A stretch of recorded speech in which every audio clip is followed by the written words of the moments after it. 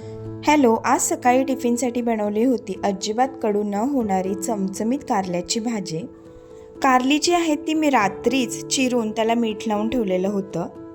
त्यानंतर त्याच्यामध्ये पाणी घालून ही कारली जी आहे ती चोळून घट्ट पिळून घेतलेली आहेत. गॅसवर एक पॅन गरम करून त्याच्यामध्ये मोहरी, जिरं, लसूण टेचून घातला. लसूण छान परतला गेल्यानंतर त्याच्यामध्ये पिळून ठेवलेली कारली आणि उभा चिरलेला भरपूर असा कांदा घातला. हे सर्व व्यवस्थित परतून झाकण ठेवून भाजी जी आहे ती 10 मिनिटं आपल्याला झाकण ठेवून शिजवून घ्यायची आहे. 10 मिनिटानंतर याच्यामध्ये हळद, हिंग, कांदा लसूण मसाला, चवीनुसार मीठ आणि थोडीशी गूळ पावडर घातलेली आहे. पुन्हा एकदा झाकण ठेवून 5 मिनिटं भाजी वाफवून घ्यायची आहे. त्यानंतर त्याच्यामध्ये लिंबाचा रस, ओबडधोबड शेंगदाण्याचं कूट आणि कोथिंबीर घालायची आहे. खाण्यासाठी तयार आहे आपली अजिबात कडू न होणारी कारल्याची भाजी. तुम्ही सुद्धा घरी ट्राय करा. Bye bye.